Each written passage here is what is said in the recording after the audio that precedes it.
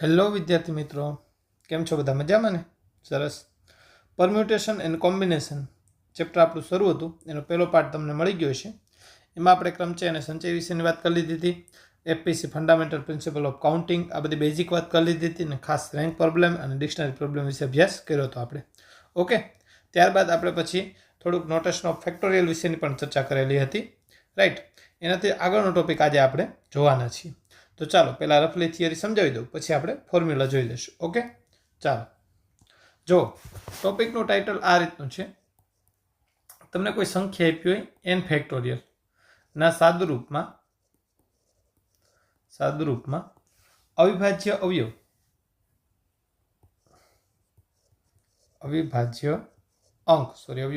અવિભાજ્ય અંક p કેટલી વખત આવશે?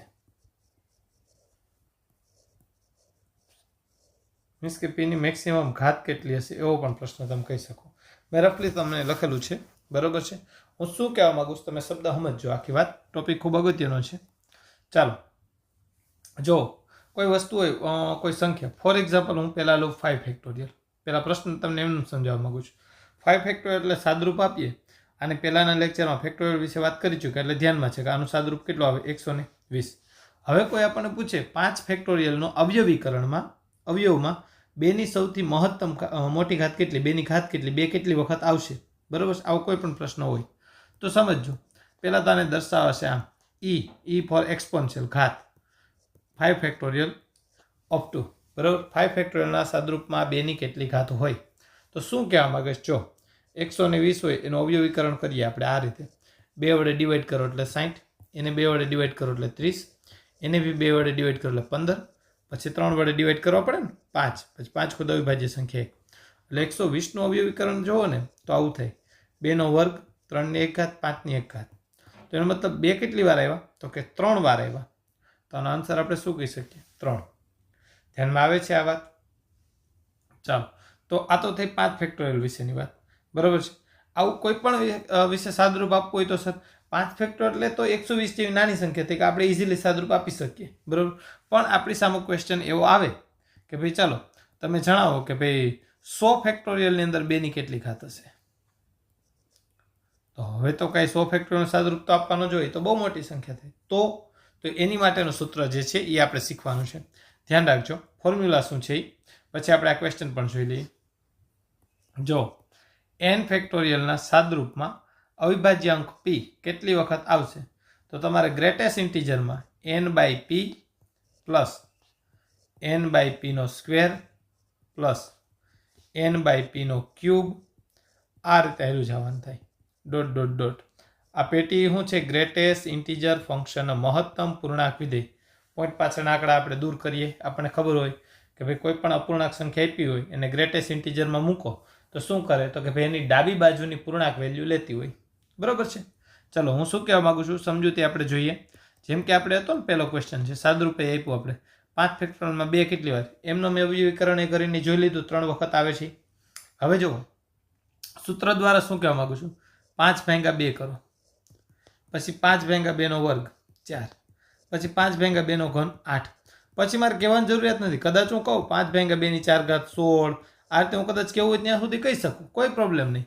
પણ 5 ભાગ્યા 2 કરો એટલે 2.5. 2.5 નું ગ્રેટેસ્ટ ઇન્ટીજર વેલ્યુ 2. 5 ભાગ્યા 4 કરો એટલે 1 પોઈન્ટ સમથિંગ. તો એનો જવાબ શું આવે? 1 ગ્રેટેસ્ટ ઇન્ટીજરમાં. પછી 5 ભાગ્યા 8 અંશ કરતાં છેદ મોટો થઈ ગયો એટલે 0 પોઈન્ટ સમથિંગ 0, 0 પોઈન્ટ સમથિંગ 0. એટલે એમ જે છે એ બધા આગળ શું આવતા હશે? 0 0 0. તો 2 વત્તા 1 શું થયા? 3. તો આપણે અહીંયા ઇઝીલી એમનું સાદરૂપે ત્યારે 3 હતા કે નહીં? તો કે હા. પણ આ ફોર્મ્યુલા ક્યારે મોટા આંકડા આવે તો આ ફોર્મ્યુલા યુઝ કરવું પડે. જેમ કે અહીંયા જોઈએ આપણે 100 ફેક્ટોરિયલના સાદરૂપમાં 2 કેટલી વાર આવે છે? તો જો 100/2, પછી 100/2 નો વર્ગ એટલે કેટલા થઈ જશે? 4, પછી 100/2 ની ઘન એટલે કેટલા થઈ ગયા? 8. 4 ઘાત કરો એટલે 16, 5 ઘાત કરો એટલે 32, 6 ઘાત કરો એટલે 64, પછી તમે 7 ઘાત કરશો એટલે 128. પછી ત્યાંથી આગળ જવાની જરૂરિયાત નથી, કારણ કે અંશ કરતાં છેદ વધી ગયો એટલે ત્યાંથી બધે 0 0 0 થવા મળશે. તો આનું સાદરૂપ સર શું આવે જોઈએ આપણે. 100/2 કરીએ એટલે કેટલા થઈ? 50 થવાના છે. 100/4 કરો એટલે 25, 12 અઠ્ઠા 96 એટલે 12 પોઈન્ટ સમથિંગ, 16 છક 96 એટલે 6 પોઈન્ટ સમથિંગ, 32 તેરી 96 3 પોઈન્ટ સમથિંગ, 64 એકા 64 પછી સમથિંગ આવી જાય ને 100 વડે ડિવાઈડ છે એટલે 100 કરતાં 128 મોટલ ત્યાંથી 0 પોઈન્ટ સમથિંગ એટલે ત્યાંથી બધા 0 0 0 થવા મળશે. તો 50 ને 25 75 ને 2 77, 77 ને 10 કેટલા થઈ 87, 87 ને 10 કેટલા થાય 97. રેડી. 100 ફેક્ટોરિયલમાં 2 કેટલી વખત આવશે એમ સાદુરૂપ આપો તો કે 97 વખત. ધ્યાનમાં આવે છે આ ફોર્મ્યુલા.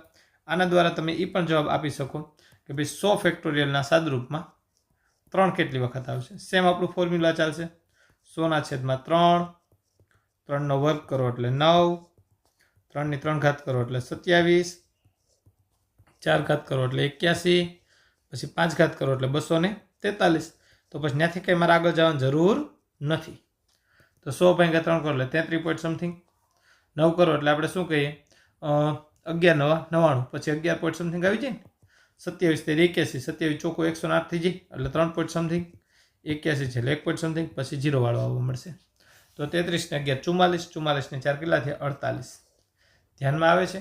100 ફેક્ટોરિયલના સાદુરૂપમાં 3ની કેટલી ઘાત હશે તો કે 48. ચલો ઓર એક ક્વેશ્ચન લઈએ હજી. 100 ફેક્ટોરિયલના સાદુરૂપમાં 5ની કેટલી ઘાત હશે તો 100/5, 5નો વર્ગ 25, 5નો ઘન 125. પછી આપણે કંઈ આગળ જવાની જરૂર નથી.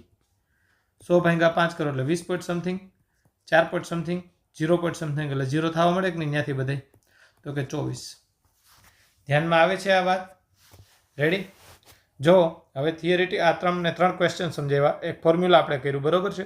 જોઈ લઈએ અહીંયા થિયરીમાં આપણે n ફેક્ટોરિયલના સાદુરૂપમાં અવિભાજ્ય અંક જે છે બરોબર છે, n ફેક્ટોરિયલના સાદુરૂપમાં અવિભાજ્ય અંક, ખાસ ધ્યાન રાખજો અવિભાજ્ય અંકની વાત થાય છે. એ કેટલી વખત આવશે તો આ એનું ફોર્મ્યુલા કહી દીધું મેં તમને.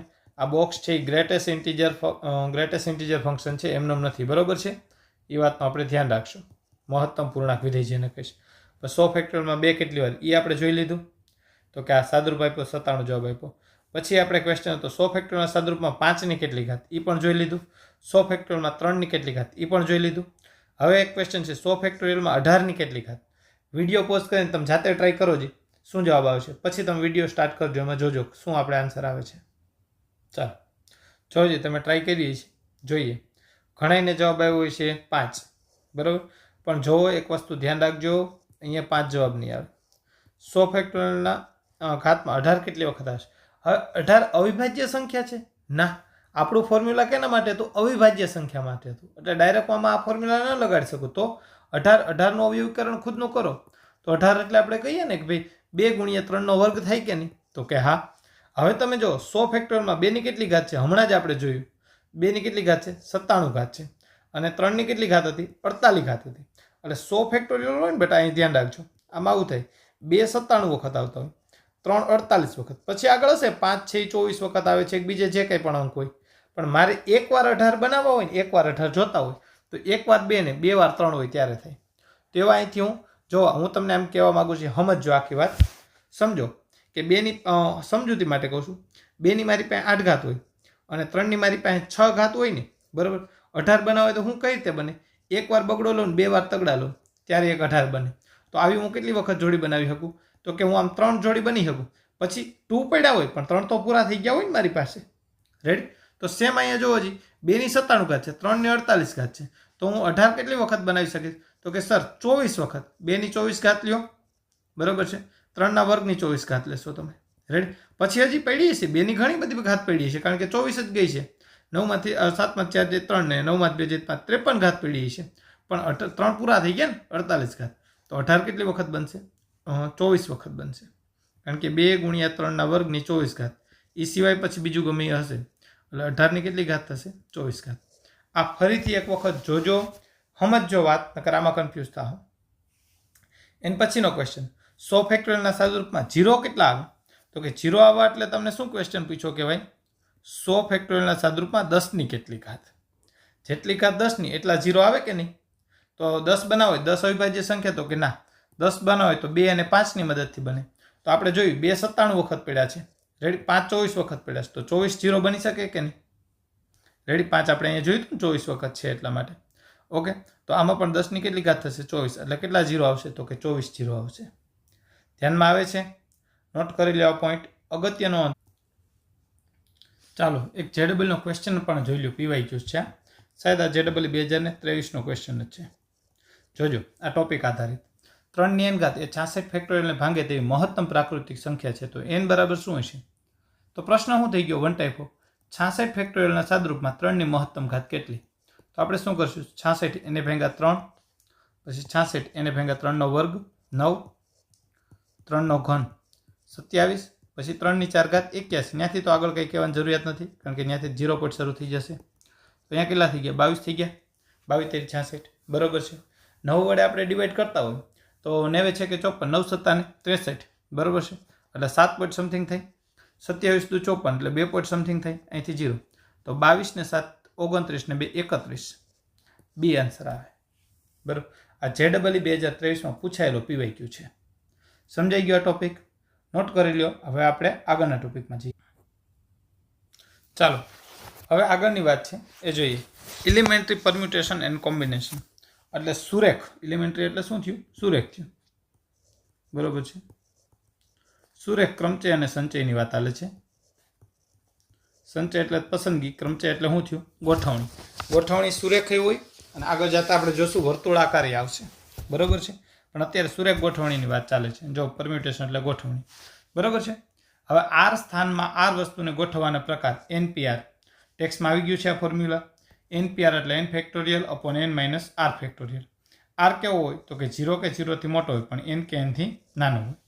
આપણે કઈ રીતે ઉપયોગ કરતા હોય કે r ખાના હોય, સ્થાન હોય, એને આપણે ભરવાના હોય. એની માટે વસ્તુ કેટલી અવેલેબલ હોય? n વસ્તુ હોય. તો ખાના કરતાં વસ્તુ જાજી હોય તો જ આપણે ભરી શકીએ ને. 10 ખાના હોય 4 વસ્તુ હોય, પુનરાવર્તન ન કરવાનું તો મૂકી દો. પછી શું કરવાનું? રેડી? એટલે r ખાનામાં n વસ્તુ મૂકવાની પુનરાવર્તન વગર. તો એનું સૂત્ર શું થઈ જાય? NPR. આ પુનરાવર્તન વગરની વાત હાલે છો. n વસ્તુ ગોઠવવાની પુનરાવર્તન વગર. એમ રિપીટેશન નોટ અલાવ બરોબર. RNA લખું છું એટલે રિપીટેશન નોટ અલાવ, પુનરાવર્તન વગર ગોઠવવાના પ્રકાર ધ્યાનમાં આવે છે. આ ટેક્સ્ટમાં આવી ગયું એટલે તમને ખબર જ હોય. એવી રીતે સંચય એટલે પસંદગી. n વસ્તુમાંથી r વસ્તુ પસંદ કરવાનો પ્રકાર તો કે NCR. એનું સૂત્ર n factorial upon n minus r factorial into r factorial. જ્યાં r કેવો? 0 કે 0 થી મોટો પણ n કે n થી નાનો. આવું તમે ટેક્સ્ટમાં ભણી ગયા એટલે આમાં કોઈ વધારે ડિસ્કસ કરતો નથી. અને એક વાત તમને ધ્યાનમાં છે મિત્રો, આ વિડીયો લેક્ચર સ્પેશિયલ જેડબલની થિયરી તમને ક્લાસરૂમમાં એક વખત ભણાવી દીધા પછી રિવિઝન માટે આપણે ઉપયોગ કરીએ છીએ. એટલે થોડુંક હું સ્પીડમાં પણ લેતો હોઉં છું. ઓકે ચાલો જોઈએ આગળ. હવે ટોપિક એક ટોપિક. જો આ ચેપ્ટરમાં કેવી ખાસિયત છે? ક્રમચય સંચયમાં ફોર્મ્યુલા આવી ગયા, ફોર્મ્યુલા પાકા કરી લીધા એટલે થઈ ગયું એવું નથી. તમને આમાં ક્વેશ્ચન આવે ત્યારે ધ્યાનમાં આવવું જોઈએ કઈ મેથડથી આ ક્વેશ્ચનને આપણે કરવાનો છે. ઓકે તો એની માટે આપણે અલગ અલગ દાખલા દ્વારા મેથડના નામ પાડી દીધા છે અને એક દાખલો આપણે મૂકેલો છે જેનાથી તમે ઇઝીલી સમજી શકો કે આ કઈ મેથડનો દાખલો કઈ રીતે આપણે કરવાનો છે. ચાલો એમાં પહેલું જ આપણે જોઈએ છીએ. હવે અહીંયા બેઝિક વસ્તુ પૂરી થઈ ગઈ. હવે આપણે જોઈએ છીએ સ્ટ્રિંગ એન્ડ ગેપ મેથડ બરાબર છે. ચાલો શું છે? ક્વેશ્ચન દ્વારા જ વાત કરીએ. તમારે ક્વેશ્ચન જ યાદ રાખવાનું છે કે આ પ્રકાર આવે તો આ રીતે થાય. ચલો ક્વેશ્ચન આ રીતે આપેલો છે, ધ્યાન રાખજો. કુલ કેટલા પ્રકારે મેઘધનુષના બધા રંગની એક સાથે ગોઠવણી કરી શકાય કે જેમાં બ્લુ અને ગ્રીન એક સાથે હોય? બરોબર છે. ચાલો અહીંયા એક જરાક અધૂરું રહી ગયું છે. એક સાથે હોય અને બે ક્વેશ્ચન કરી નાખીએ. એક સાથે ન હોય. બે ક્વેશ્ચન જોઈ લઈએ આપણે. હાલો, બ્લુ અને ગ્રીન એક સાથે હોય તેવા ને એક સાથે ન હોય તેવા. રેડી? ચાલો વધારે પડતો આપણે કેવા પૂછાય ખબર? બંને એક સાથે ન હોય એ જ પૂછાય. એટલે ક્વેશ્ચન હું જ રાખું. એની અંદર ઓલો ક્વેશ્ચન ઓલરેડી આવી જશે. જોજો એક સાથે ન હોય. ચાલો ક્વેશ્ચન રકમ નોટ કરી લ્યો. આપણે જોઈએ છીએ મેઘધનુષમાં કુલ કેટલા રંગ હોય? તો કે 7 રંગ. હવે એમાં શું કીધું છે? બ્લુ અને ગ્રીન એક સાથે ન હોવા જોઈએ. તો આપણે ધ્યાન રાખજો, મેં તમને જે તે સમયે ટેક્સ્ટમાં ચેપ્ટર કરાવ્યું ત્યારે વાત કરેલી હોય અને જેડબલઈ માટે વાત કરી હોય. જ્યારે પણ એમ વાત આવે ને કે આ એક સાથે નથી રાખવાના, એને આપણે એક સાથે રાખીને ગણવાના. કઈ રીતે? મેઘધનુષના રંગ કેટલા? તો કે 7. 7 રંગની ગોઠવણીના કુલ પ્રકાર કેટલા? કોઈ પણ કન્ડિશન હોય તો કે 7 રંગ છે અને સાથે સાથે રીતે ગોઠવો એટલે 7 ફેક્ટોરિયલ થઈ જાય કે નહીં? તો કે હા. હવે જો બ્લુ અને ગ્રીન એક સાથે હોય, કેવા હોય? એક સાથે હોય તેવી ગોઠવણીના પ્રકાર. હવે મારી બેન એક સાથે રાખવા તો હું શું કરીશ? એ જે 7 રંગ છે એમાંથી બ્લુ અને ગ્રીનને હું એક અક્ષર ગણ લઈ તો વાહેના 5 વધ્યા કે નહીં? બ્લુ અને ગ્રીનને અલગ તારવું એટલે 7માંથી 2 નીકળી ગયા, 5 વધ્યા. તો એ 5 ને 1 મારે આ 6 અક્ષર જ ગણવાના. તો એની ગોઠવણીના પ્રકાર કેટલા થઈ ગયા? 6 ફેક્ટોરિયલ. પણ એમાં બ્લુ અને ગ્રીન, ગ્રીન અને બ્લુ અંદરો અંદર તો બે રીતે ગોઠવાઈ શકે કે નહીં? તો કે હા, તો એના 2 ફેક્ટોરિયલ. આ કયા પ્રકાર છે? બ્લુ અને ગ્રીન એક સાથે હોય એવા. તો જે મને ક્વેશ્ચનમાં શું માંગ્યું છે કે એક સાથે ન હોય તેવા, બરોબર છે. એટલે હું એમ કહું છું માંગ્યા મુજબની ગોઠવણીના પ્રકાર. માંગ્યા મુજબની ગોઠવણીના પ્રકાર મારે શું કરાય? કુલ ગોઠવણીના પ્રકાર એમાંથી બંને એક સાથે હોય બાદ કરી નાખું તો વાહે બંને એક સાથે ન હોય મળી જાય કે નહીં? આ ખૂબ અગત્યનો છે, નોટ કરજો આ ક્વેશ્ચન, કારણ કે આ ટાઈપના ક્વેશ્ચન ઘણા બધા આવશે. વ્યક્તિઓની ગોઠવણી હોય તેમાં કીધું હોય કે આ બે વ્યક્તિ મતલબ કે બે બોયસ હોય, બરોબર, તો B1 અને B2 એ રીતે નામ આપેલા હોય, બરોબર. કોઈ પણ રીતે વસ્તુની ગોઠવણી હોય કે આ બંને વસ્તુ સાથે હોય ન હોય એ ટાઈપના ક્વેશ્ચન આવશે. એટલે આપણે આ ટોપિકનું નામ શું પાડ્યું છે? સ્ટ્રિંગ એન્ડ ગેપ મેથડ, એટલે ભેગા રાખવાની છૂટા રાખવાની મેથડ. ઓકે, નોટ કરી લો આ ક્વેશ્ચન. પછી આગળનો ક્વેશ્ચન આપણે જોઈએ, નોટ કરી લેજો. એની પછીનો ટોપિક છે, એનું નામ પાડ્યું છે કમિટી પ્રોબ્લેમ. જોઈ લો કઈ રીતે. પસંદગી માટે આ ખાસ ધ્યાન રાખવાનું છે. આપણી પાસે 13 ખેલાડી છે, જેમાં 4 બોલર છે. આપણે 11 ખેલાડીની ટીમ બનાવી છે, જેમાં ઓછામાં ઓછા 2 બોલર હોવા જ જોઈએ. સાંભળજો, બોલર કેટલા હતા? 4. કુલ કેટલા હતા? પહેલાં કુલ લખી નાખીએ આપણે. કુલ ખેલાડી કેટલા છે આપણી પાસે? તો કે ભાઈ કુલ ખેલાડી આપણી પાસે હતા 13, જેમાંથી બોલર હોય એવા કેટલા હતા? તો કે બોલર હતા 4. તો બોલર સિવાયના અન્ય બેટ્સમેન, વિકેટ કીપર, ઓલરાઉન્ડર જે કાંઈ તમે ગણો અન્ય કેટલા હશે? 9. હવે કેટલા ખેલાડીની ટીમ બનાવવાની હતી? 11 પસંદ કરવાના હતા. પણ એમાં કન્ડિશન શું આપી? ઓછામાં ઓછા 2 બોલર હોવા જોઈએ. તો આન્સર ધ્યાન રાખજો. ટેક્સમાં ભણી ગયો એટલે હું શોર્ટમાં જ લઉં છું. ઓછામાં ઓછા 2 એટલે 2 થી ઓછા નહીં, 2 થી વધારે હોઈ શકે. તમારે કેસ બનાવવો હોય તો હું તમને અહીં કેસ સાઈડમાં લખી દઉં. આ બાજુ બોલર ને આ બાજુ અન્ય. ટોટલ તમારા 11 થવો જોઈએ. તો ઓછામાં ઓછા 2 એટલે આ 2 રાખો તો આ 9 હોવા જોઈએ કે નહીં? આને 3 રાખો તો આ કેટલા હોવા જોઈએ? 8.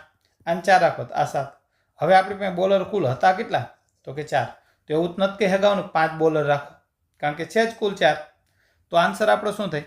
4 માંથી 2 બોલર પસંદ કરો અને એટલે ગુણાકાર. યાદ રાખજો, મેં ક્લાસમાં કીધું હોય 9 માંથી 9 વ્યક્તિને પસંદ કરો. અથવા એટલે સરવાળો. આપણે ગણ ચેપ્ટરમાં ઘણી બધી વાર વાત થઈ ગઈ. અને એટલે શું આવતું હોય? અહીંયા લખી દઉં ક્યાંક, યાદ રાખી લેજો. હંમેશા અને એટલે છેદ ઘટનાની એમાં આવતું હોય ગુણાકાર. યાદ રાખવા માટે આવું આપણે કીધું હોય. અથવા એટલે શું થતું હોય? યોગ ઘટના. એમાં શું આવતું હોય? સરવાળો. કઈ રીતે તમને ધ્યાનમાં જશે. એટલે 4 માંથી 2 બોલર અને 9 માંથી 2 બાકીના અન્ય છે 9 માંથી 9. અથવા 4 માંથી 3 બોલર અને 9 માંથી 8. અથવા 4 માંથી 4 બોલર અને 9 માંથી 7. સાદુરૂપ તમારી ઉપર છોડું છું. રેડી? આની ઉપરનો ક્વેશ્ચન પહેલા હતો, એમાં સાદુરૂપ છેલ્લે બાકી હતું, તમે તમારી રીતના આપી દેજો. ઓકે, ધ્યાનમાં આવી ગયું? નોટ કરી લો ક્વેશ્ચન. પછી આપણે આગળ વધીએ. એની પછીની વાત જુઓ મિત્રો. કુલ n વસ્તુમાંથી r વસ્તુ પસંદ કરવાનો પ્રકાર શું છે? તો કે NCR. આપને ધ્યાનમાં જ છે? તો કે હા. હવે જોઈજો, કુલ n વસ્તુમાંથી r વસ્તુ પસંદ કરવાની છે, પણ તેમાં એ વસ્તુ ફરજિયાત લેવાની જ છે. તો તેવી પસંદગીના પ્રકાર કેટલા થઈ જાય? n - a CR - a. કઈ રીતે સમજાવો? દાખલા તરીકે ક્લાસરૂમની અંદર સમજો કે તમે 15 વિદ્યાર્થી છો. કેટલા વિદ્યાર્થી છો? 15 વિદ્યાર્થી. હવે પ્રવાસ મારે લઈ જવાનો છે અને એની માટે પ્રવાસ, પિકનિક જે કહ્યું, એની માટે મારે 10 વિદ્યાર્થી લઈ જવા છે. કેટલા વિદ્યાર્થી લઈ જવા છે? 10 વિદ્યાર્થી. હવે હું તમને શું કહું? આ 15 વિદ્યાર્થીની અંદર તમે 3 મિત્રો A, B, C છો અને 12 અન્ય છે. રેડી? આ 15 વિદ્યાર્થી થઈ ગયા. હવે હું એમ કહું ABC ને ફરજિયાત પ્રવાસમાં લઈ જ જવાના છે. શું કહું છું? આ ABC 3 વ્યક્તિને મારે લઈ જ જવાના છે. લેવાના કેટલા હતા? 10. તો કુલ 15 છે, એમાં 3 ને જ લઈ જવાના છે. તો વાહેના 12 માંથી મારે 7 પસંદ કરવાના થયા કે નહીં? તો ક્યાં? તો શું થઈ ગયું? કુલ વિદ્યાર્થી n હોય, એમાંથી r પસંદ કેટલા કરવાના હોય? r વિદ્યાર્થી. એ વિદ્યાર્થીને ફરજિયાત લઈ જવાના હોય. તો શું કહીએ? n - a CR - a. સમજાય છે? ઓલા 3 ને ફરજિયાત લઈ જવાના હોય તો વાહેના 12 માંથી 7 પસંદ કરવાના થયા. એ જગ્યાએ એવું આવે, એન પછીનું જો કે કુલ n વસ્તુમાંથી r વસ્તુ પસંદ કરવાની, પણ તેમાં એ વસ્તુ તો લેવાની જ નથી.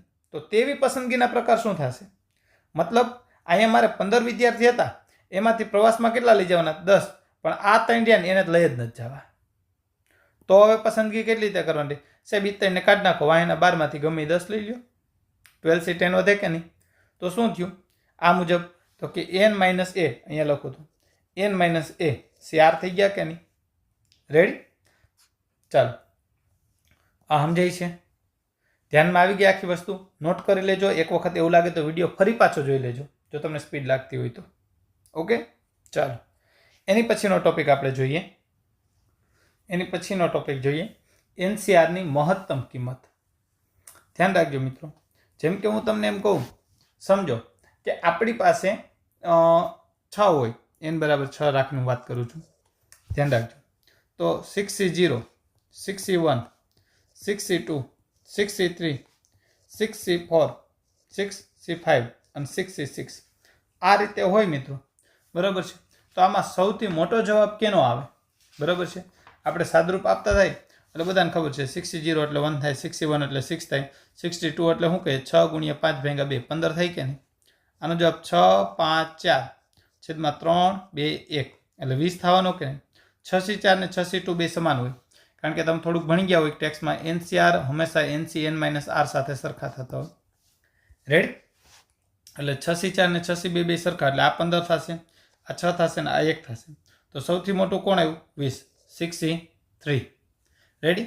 તો હું કહેવા શું માગું છું? ધ્યાન રાખજો. આ વાત હું કાઢી નાખું છું અહીંથી, જોઈ લેજો. આ વાત હું કહેવા આવું માગું છું કે NCRની મહત્તમ કિંમત મારે મેળવવી હોય ત્યારે મારે n ઉપર ફોકસ કરવાનું. જો મારો n કેવો હોય? યુગ્મ હોય, તો r બરાબર n/2 આગળ NCR મહત્તમ થાય. મતલબ NC n/2 મેક્સિમમ વેલ્યુ થાય. અને જો n કેવો હોય? અયુગ્મ હોય. સમજો કે 5 હોત તો 5C0, 5C1, 5C2, 5C3, 5C4 અને 5C5. તો સર સૌથી મોટું કોણ થતું? આનો જવાબ કેટલો આવે? 5C0 એટલે 1, 5C1 એટલે 5, આ 10, 10, 5 અને 1. તો જો આ બે સેમ આવ્યા કે નહીં? તો કે એ બે સેમ નહીં, એ જ મહત્તમ થાય. મતલબ n અયુગ્મ હોય તો NCRના મહત્તમ મૂલ્ય માટેની વાત છે. આપણો r છે ને, કાં તો n-1/2 હોય અથવા તો n+1/2, ગમે એ રાખો, બે સરખ્યા હોય, બે આગળ મહત્તમ કહી શકો. એટલે શું મહત્તમ થઈ જાય? તો કે NC n-1/2 અથવા NC n+1/2, જે રાખો એ બે મહત્તમ જ થાય. સમજાય છે? NCRનું મહત્તમ મૂલ્ય ખાસ જોવાનું છે આપણે. બરાબર? NCRની મેક્સિમમ કિંમત માટે શું નોટ કરવું પડે? n કેવો છે? જો n યુગ્મ હોય તો r તરીકે n/2, n અયુગ્મ હોય તો r તરીકે n-1/2 અથવા n+1/2 લઈ શકું. ચાલો એ ટોપિક અહીંયા થિયરીમાં જોઈ લો. NCRની મહત્તમ કિંમત n યુગ્મ હોય તો NC n/2 એટલે r n/2 થયો, અને n અયુગ્મ હોય તો NC n-1/2 કે NC n+1/2 બે રાખી શકો. મતલબ r n-1/2 અથવા r n+1/2. ઓકે, ચાલો આ નોટ કરી લો. આના આધારિત એક ક્વેશ્ચન આપણે જોઈએ. જો આ ક્વેશ્ચન ધ્યાન રાખીને જોજો, થોડોક લેવલવાળો ક્વેશ્ચન છે. એક વ્યક્તિને 20 મિત્રો છે. તે એક સરખી સંખ્યાના ગ્રુપને બોલાવીને વધુમાં વધુ પાર્ટી આપવા ઈચ્છે છે. દર વખતે ગ્રુપ બદલવું જોઈએ એવું ઈચ્છે છે, તો તે કેટલી પાર્ટી આપી શકશે? પછી બીજો પ્રશ્ન પછી જોઈએ, દરેક મિત્રનો વારો કેટલી વાર આવે? પ્રશ્ન જ નહીં સમજાય, ધ્યાન રાખજો. ફરી પાછું સમજાવું. અહીંયા એક વ્યક્તિને કેટલા મિત્રો છે? 20 મિત્રો છે. રેડી? એ સમજો ને, એ વ્યક્તિ તમે ખુદ છો. બરોબર? તમારે કેટલા મિત્રો છે? 20 મિત્રો છે. હવે એક સરખી સંખ્યામાં ગ્રુપને બોલાવીને મેક્સિમમ પાર્ટી આપીશ. મતલબ તમે એવું વિચારો કે ભાઈ મારે પહેલી વાર 5 મિત્રોને બોલાવવા છે. કેટલા મિત્રોને? 5 મિત્રોને.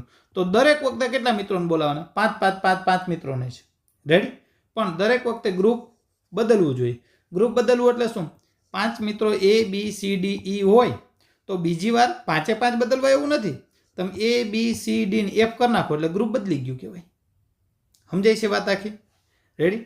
તો તમે કેટલા મિત્રોને દર વખતે બોલાવશો પાર્ટી તમે મેક્સિમમ આપી શકો. તો સર આનો આન્સર આપણે કેમ મેળવો? સીધી વાત છે.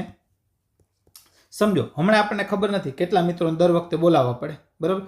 આપણે સમજી લઈએ. ધારો કે દર વખતે R મિત્રોને બોલાવીએ છીએ. કેટલા મિત્રોને બોલાવીએ છીએ? R મિત્રોને બોલાવીએ છીએ, જેથી આપણે મહત્તમ પાર્ટી કરી શકીએ.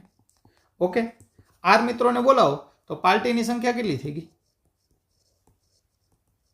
તો કે 20 મિત્રો છે, એમાંથી R મિત્રો જેટલી રીતે પસંદ કરી શકો અલગ અલગ રીતે, એટલી પાર્ટી થાય કે નહીં? તો કે હા. તો 20 CR. તો સર હવે આને મારે કેવું બનાવવું છે? મહત્તમ. તો સીધી વાત છે, આર મારે કેટલા રાખવા પડે? 10. સમજાણી આખી વાત? ધ્યાન રાખીને જોજો, નકર આ નહીં સમજાય. 20 મિત્રો છે, દરેક વખતે એક સરખી સંખ્યામાં ગ્રુપને બોલો, એટલે 5 તો 5 દર વખતે હોવા જોઈએ. ગ્રુપ બદલવું જોઈએ, એટલે એના 5 નહીં, રિપીટેશન અલાઉ નથી. રેડી? તો કેટલી પાર્ટી મેક્સિમમ આપી શકે? તો પાર્ટી આપવા માટે મિત્રો પસંદ કરવા પડે. હવે આપણને એ તો નથી ખબર કેટલા મિત્રો પસંદ કરવાથી મહત્તમ પાર્ટી આપી શકે. આપણે ધારી લીધું કે આર મિત્રો પસંદ કરવાથી મહત્તમ પાર્ટી આપી શકે. તો પાર્ટીની સંખ્યા કેટલી થઈ ગઈ? 20 CR. બરાબર છે. હવે આને મહત્તમ કરવું હોય તો એની માટે આર બરાબર કેટલો? તો કે 10. તો એનો મતલબ શું થઈ ગયો? પેલા ક્વેશ્ચનનો આન્સર, મહત્તમ પાર્ટીની સંખ્યા. જોઈ લઈએ પેલો ક્વેશ્ચન.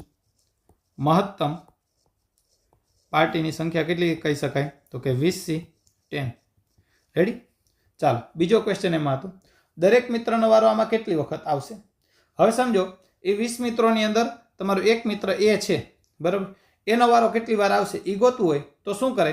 દર વખતે તમે કેટલા મિત્રોને બોલાવો છો? 10 મિત્રોને, બરાબર? એમાં એક કામ કરો, એની પસંદગી ફરજિયાત કરી નાખો. હમણાં જે આપણે જોયું હતું ને, ફરજિયાત રીતે લેવાના નહીં લેવાના એમ, બરાબર છે? દરેક મિત્રનો વારો કેટલી વખત આવશે? સાંભળજો એનો જવાબ. સમજો, એ નામનો મિત્ર છે, એને મેં ફિક્સ લઈ લીધો. તો શું રહ્યું? હવે 20માંથી 9 વ્યક્તિ જેટલી તે પસંદ કરી શકું એટલી વખત એનો વારો આવે કે નહીં? તો આપણો આન્સર શું થઈ ગયો? 20C9. રેડી? ચાલો, આ પ્રશ્ન 2 વાર જોજો, ત્યારે તમને સમજાશે. નોટ કરી લો. ચાલો મિત્રો, એની પછી આગળનો ટોપિક જોઈએ, જીઓમેટ્રિકલ પ્રોબ્લેમ. આ પણ ખૂબ અગત્યની વાત છે, ધ્યાન રાખજો, ભૂમિતિને લગતી છે. ક્વેશ્ચન દ્વારા જ બધી વાત કરીએ. સમતલમાં કુલ n બિંદુ છે, જેમાં કોઈ પણ 3 બિંદુ, આ 3 લખ્યા છે, કોઈ પણ 3 બિંદુ સમરેખ નથી. તો પહેલો પ્રશ્ન, કુલ કેટલી રેખા દોરી શકાય? તો સાંભળો મિત્રો, રેખા દોરવી હોય, હું તમને ક્વેશ્ચન દ્વારા વાત કરું. સમજો, આ રીતે હું 4 બિંદુ લઉં, A, B, C અને D, આ રીતે રાખું, કોઈ પણ સમરેખ ન હોય. હવે તમને એમ પૂછું કેટલી રેખા? તમે મૂક્યો AB, AD, AC, આ રીતે લખતા જઈએ, AB, AC, AD, આમ રેખા તો આગળ જતી હશે. રેડી? ચાલો, AD રેખા. પછી B નો વારો લઈએ, તો BC રેખા થઈ શકે, BD રેખા થઈ શકે, BC, BD અને CD રેખા. હવે આપણે એમ ન કહીએ C નો વારો આવે, કારણ કે C નો A અને D, B બધા વારો આવી ગયો, D નો પણ આવી ગયો, C નો D સાથે, બરાબર? ચાલો, તો કુલ કેટલી રેખા થઈ? 6. તો સીધી વાત છે, કુલ મેં પેલા કેટલા બિંદુ લીધા? 4. 4 બિંદુમાંથી જેટલી રીતે હું 2 બિંદુ પસંદ કરી શકું એટલી રેખા બની કે નહીં? થઈ ગયા 6. તો કે તો કુલ કેટલા બિંદુ છે? n બિંદુ છે. એમાંથી કેટલી રેખા થઈ શકે? તો કે NC2. આ યાદ રાખજો, સૂત્ર સ્વરૂપે જરૂર પડશે. સમતલમાં કુલ કેટલા ત્રિકોણ શક્ય છે? ત્રિકોણ માટે કેટલા બિંદુ જોઈએ? 3. તો કે NC3. રેડી? એન પછીનો થર્ડ ક્વેશ્ચન, બરાબર છે? યાદ રાખજો ખાસ, n બિંદુથી બનતા બહુકોણમાં વિકર્ણોની સંખ્યા કેટલી હશે? હવે આ વસ્તુ સમજજો. ચલો, n બિંદુથી બનતો બહુકોણ છે, હું તમને એમ કહું 5 બિંદુ હોય બેટા, સાંભળજો આખી વાત તો ધ્યાનમાં રહેશે. લખાવા ખાતર તો હમણાં હું લખાવી દઉં, પણ તમને સમજાવવું છે મારે કઈ રીતનું સમજી લો. 5 બિંદુ હોય, પહેલા આ રીતે હું બિંદુ લઉં છું, A, B, C, D, E. મેં કોઈ 3 સમરેખ નથી રાખ્યા. 5 બિંદુથી જે બહુકોણ બની, પંચકોણ જ બને કે નહીં? તો કે હા. હવે આ 5 બિંદુમાંથી જેટલી રીતે હું 2 બિંદુ પસંદ કરી શકું એટલા રેખાખંડ બનવાના હોય, બરાબર છે? પણ એમાં 5 તો મારી બાજુ ગણાય કે નહીં? એ વિકર્ણ ન ગણી શકાય. સમજો, હું અહીંથી પસંદ કરું તો આ મારી માટે વિકર્ણ કહેવાય, આ મારી માટે વિકર્ણ કહેવાય, પણ AC ને AB ન કહેવાય. રેડી? C થી વારો કરું તો C અને CE ન કહેવાય. હું આ લઈ શકું, આ લઈ શકું. E થી શરૂ કરું તો જો C અને B ન જોડી શકું, C અને D સાથે, B સાથે જોડી શકું. પછી D નો વારો આવે તો જો B અને E ન જોડી શકાય, D થી A અને D થી C જોડેલા, B થી જોડેલા છે. તો કેટલા થયા? રેડથી તમે જો 1, 2, તમે ગણો, પછી 3, 4 ને 5 થયા કે નહીં? તો ક્યાં? તો હું શું કહેવા માંગુ છું? 5 બિંદુ હતા તો કે 5 માંથી 2 બિંદુ જેટલી તે પસંદ કરી ગયા, પછી 5 બિંદુ તો મારે 5 બાદ કરવાનું, તો 10 માંથી 5 જાય, 5 વિકર્ણ થઈ ગયા કે નહીં? ચોરસ હોય, 4 માંથી જેટલી તે 2 બિંદુ પસંદ કરો, -4 બાજુ કરી નાખજો, તો 6 માં 4 જાય 2. ચતુષ્કોણમાં 2 વિકર્ણ હોય કે નહીં? તો કે હા. તો ધ્યાન રાખજો, n બિંદુથી બનતા બહુકોણમાં વિકર્ણોની સંખ્યા કેટલી થાય? તો કે NC2 - n. પછી તમે આનું આગળ સાદુરૂપ આપો એટલે આવું થઈ જાય, NC2 - n એટલે આવું થઈ જાય. NC2 નું સાદુરૂપ n(n-1/2 n લઈ લો કોમન તો n-1/2 લઈ લો લસા તો n(n-1 - 2) એટલે n-3/2 આ ફોર્મ્યુલા બની ગયું પણ એ બન્યું આ રીતે એટલે n(n-3/2) આ રીતે તમે યાદ રાખી શકો રાઈટ પણ આ ક્યારે થયું કોઈ પણ બિંદુ સમરેખ નહોતા ત્યારે હવે જોઈ લેજો હવે હું તમને એમ કહું સમતલમાં n બિંદુ છે જેમાં p જેટલા બિંદુ સમરેખ છે કેવા છે સમરેખ તો કુલ કેટલી રેખા દોરી શકાય તો જો અહીંયા ધ્યાન રાખજો આ વસ્તુ હવે હું એમ કહું કે ભાઈ મેં પેલા 6 બિંદુ લીધા હતા કે નહીં તો કે હા એ 6 બિંદુ હતા ને a b c ત્રણને સમરેખ લઈ લો બરાબર છે અને ડી અહીંયા ક્યાંક રાખું એ અહીંયા 5 જ બિંદુ રાખું ચાલો ને તો ફટાફટ જોઈ લઈએ આપણે તો જો હવે હું એમ કહું ને એ બી રેખા બીસી રેખા એસી રેખા ત્રણની એક જ રેખા ગણાય પછી એ ડી ને એ અલગ થાય પછી બી નો વારો આવે તો બી ડી અને બી ઈ આમ અલગ થઈ શકે રેડી પછી સી નો વારો આવે તો જો હજી સી થી હું કઈ રેખા એબીસી વાળી તો દોરી જ ન શકું સી થી ઈ રેખા આમ દોરી શકાય સી થી પછી બસ સી થી ડી રેખા દોરી શકાય કહેવાનો મતલબ શું છે હા બાજુ હું શોર્ટમાં હું ડાયરેક્ટ વાત લઈ લઉં છું થોડુંક સ્પીડમાં લઉં છું રેડી આ રીતે તમે એક્ઝામ્પલ રાખીને જોઈ શકો છો તમારી પાસે n બિંદુ છે તો કેટલા તમે દોરી શકો તો કે ભાઈ n માંથી જેટલી રીતે બે બિંદુ પસંદ થઈ શકે એટલી રેખા દોરી શકો પણ એમાંથી જેટલા સમરેખ બિંદુ છે એમાં જ બે બિંદુ પસંદ થયા છે બાદ કરવા જોઈએ સમજાય છે જો ઉદાહરણ લઈને જ કહું ફરી પાછું એક એ બી સી ત્રણ સમરેખ બિંદુ ડી અલગ બિંદુ કેટલી રેખા બનશે મને કહો આ એ બી સી નામની એક રેખા હા બાજુ પહેલાં આપણે ઓલી 6 રેખા હતી ને એ બી એ સી એ ડી બરાબર છે પછી B C B D C D આપણે થોડી વાર પહેલાં જોઈ એમાં જો એ બી કયો બીસી કયો એસી કયો ત્રણ એક જ થઈ ગઈ કે નહીં એ બી બીસી એસી તો કે હા અલગ કઈ થઈ A D B D C D તો 3 ઈ અને આ ત્રણ રેખા તો છે જ અને આ ત્રણેય વચ્ચે પાછી એક રેખા તો થઈ કે નહીં તો કે હા એનો 1 આપણે પ્લસ કરવો પડે સમજાય 4 માંથી જેટલી રીતે બે બિંદુ પસંદ કરી શકે પણ ત્રણ સમરેખ બિંદુ છે એમાં બે બિંદુ જેટલી રીતે પસંદ થયા છે બાદ કરવાનું પાછળ +1 કરવાનું કારણ કે ત્રણ વચ્ચે એક રેખા તો કોમન થઈ હોય ને 4c2 એટલે 6 3c2 એટલે 3 પ્લસ કરવાનું 1 પ્લસ 6 માંથી 3 જાય એટલે 3 ને 1 4 અહીંયા જોજી 4 રેખા થઈ કે નહીં આ ત્રણ કઈ 4 રેખા થઈ તમે જોઈ શકો છો એ ડી આ એબીસી વાળી એક જ રેખા પછી એ ડી લઈ શકો બીડી લઈ શકો અને સીડી લઈ શકો ધ્યાનમાં આવ્યું તો જો સમતલમાં કુલ કેટલી રેખા દોરી શકાય તો આપણે એમ કહી શકીએ NC2 - PC2 પણ પાછળ 1 પ્લસ કરવો પડે કુલ કેટલા ત્રિકોણ દોરી શકાય તો n માંથી જેટલી રીતે 3 બિંદુ પસંદ કરી શકે એટલા પણ જેટલા સમરેખ બિંદુ છે એમાંથી 3 બિંદુ પસંદ થયા એ બાદ કરવો પડે કારણ કે એનાથી ત્રિકોણ ન બને કોઈ એટલે NC3 - PC3 યાદ રાખી લેજો આ બે ફોર્મ્યુલા આ થયું જીઓમેટ્રિકલ પ્રોબ્લેમ એની પછી મિત્રો ડિવિઝિબિલિટી પ્રોબ્લેમની વાત છે અને આ આપણે બેઝિક મેથ્સ વખતે તમને કરાવી ચૂકેલા છીએ ખાલી જસ્ટ એકવાર વાંચી લો કોઈ સંખ્યા છે એ 2 વડે ક્યારે ભાંગી શકાય તો કે છેલ્લો અંક કેવો હોવો જોઈએ યુગ્મ ચાવી છે આ બધી કોઈ સંખ્યાને ક્યારે ભાંગી શકાય કોઈ સંખ્યાને 3 વડે ક્યારે ભાંગી શકાય અંકોના સરવાળાને 3 વડે ભાંગી શકો 4 માટે છેલ્લા 2 અંકથી બનતી જે સંખ્યા હોય એને 4 વડે ભાંગી શકો 5 માટે ચાવી છેલ્લો અંક કાં તો 0 હોવો જોઈએ કાં તો 5 6 માટે જે સંખ્યાને 2 અને 3 બંને વડે ભાંગી શકો એ સંખ્યાને 6 વડે ભાંગી શકો 7ની ચાવી ડાયરેક્ટલી ન હોય 8 માટે જરૂર નથી પડતી આપણે 6 સુધી જ હોય 8 માટે છેલ્લા 3 આંકડાથી બનતી સંખ્યાને 8 વડે ભાંગી શકો 4માં કેમ છેલ્લા 2 જોઈએ આપણે એમ 8માં છેલ્લા 3 અંક જોવાના 9 માટે જેમ 3ની ચાવી સંખ્યાના અંકોના સરવાળાને 3 વડે ભાંગી શકો તો આખી સંખ્યાને 3 વડે એમ 9 માટે સંખ્યાના અંકોના સરવાળાને 9 વડે ભાંગી શકો તો આખી સંખ્યા 9 વડે ભાંગી શકો 10 માટે છેલ્લો અંક શું હોવો જોઈએ